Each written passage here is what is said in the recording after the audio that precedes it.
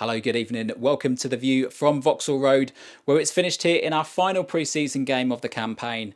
Hemel Hempstead Town 0, Brackley Town 0. Now, manager Mark Jones was demanding a better performance in the week from his players after that disappointing defeat at Chesham on Tuesday night. And at full time, I put it to him to see whether or not he felt that his players had taken that message on board. Mark, final pre-season game of the campaign, a clean sheet. You said in the week that you wanted a better performance following Tuesday's game. Did you feel like you got that today? Yeah, I think it was definitely much improved from what we served up on Tuesday. I was pleased with the attitude of the players. I thought our intensity was good. It was clear what we needed to improve at half time. I mean, we had a big problem first half with giving the football away.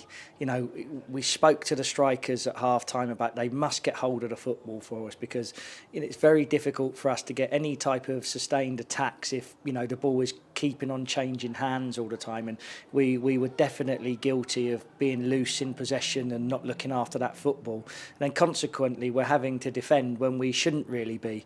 So it's we spoke about that, and to be fair to Charlie and Jordan and Oggo, I thought they did that better second half, much better, and it helps the team massively. So that's something that we're going to keep talking to them about. We're not asking them to do anything unbelievable and 5 step overs, a Cruyff turn, then a sort of chip into the top corner. Don't get me wrong, if they can do that now and again, that'll be brilliant, but they've got to do the basics better in the game, and Charlie, I think in particular, did that much better second half for us, and it enabled us to have a few attacks. And although we didn't create what you would probably say clear-cut opportunities, we got into better areas. A couple of balls flashed across the box, and we were putting them under a bit more pressure. And that all comes from getting hold of the football and keeping it.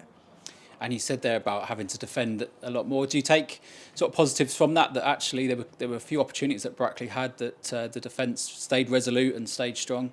Well, definitely, and I was pleased with the clean sheet. It's a foundation of what we need to do moving forward.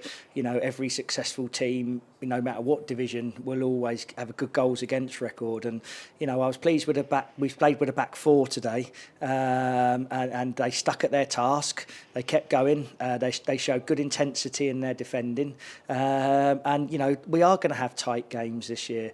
We're not going to just blow teams away, and there are going to be games when it's going to be very tight. There's not going to be much difference between the majority of the teams at this level. We're all going to be reasonably similar, and what you have to do is, if you can't win the game, grind it out, get a point, and then you move on and you get something. And I was pleased with our desire today, and our intensity and our defending, and also pleased for Dave Saunders when he came on at half time. Young goalkeeper, pulled off a couple of good saves, particularly one I think was an overhead kick. Yeah, I think it was a double save, and he looked very, very competent, so that was pleasing.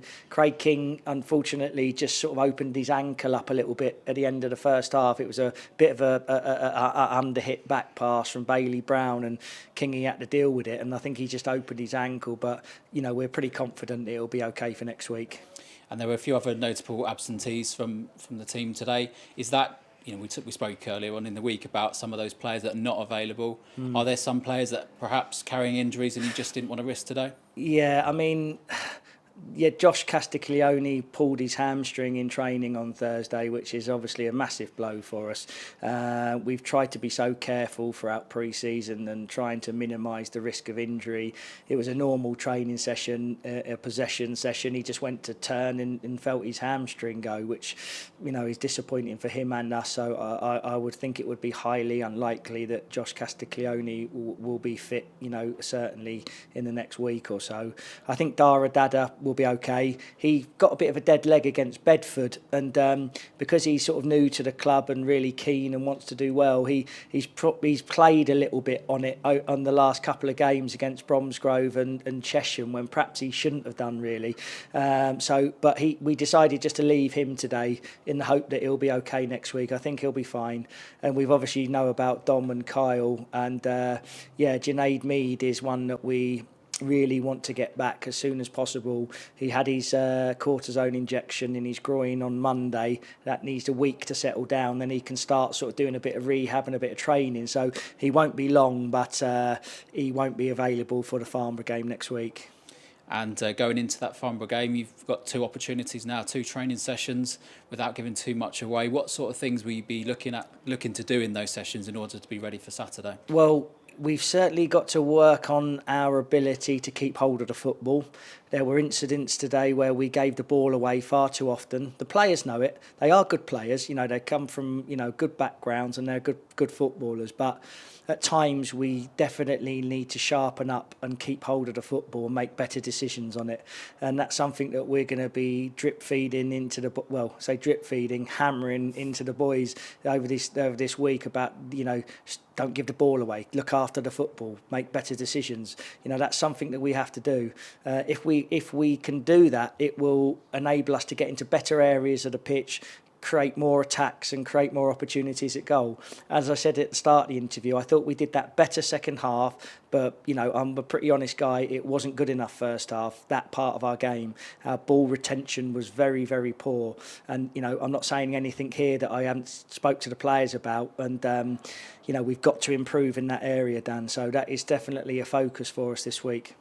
So there we are then. There's the thoughts of manager Mark Jones, and Godfrey Poku's joined me in the studio. So Godfrey, you must have been pleased to sort of get another 45 minutes under your belt today. Yeah, very pleased. It's been a while, a long time coming, but yeah, buzzing, happy to get that out of the way and then focus on next week now. And the gaffer spoke in the week about a better performance today. Do you feel the lads took that on board and actually took through some of those messages into the game today? Definitely. We was more aggressive. I felt we looked kind of steady, a bit misplaced passes and that, but that's what pre-season's for. So apart from that, I think not too bad. There's still a lot we got to work on, because we're basically a new team.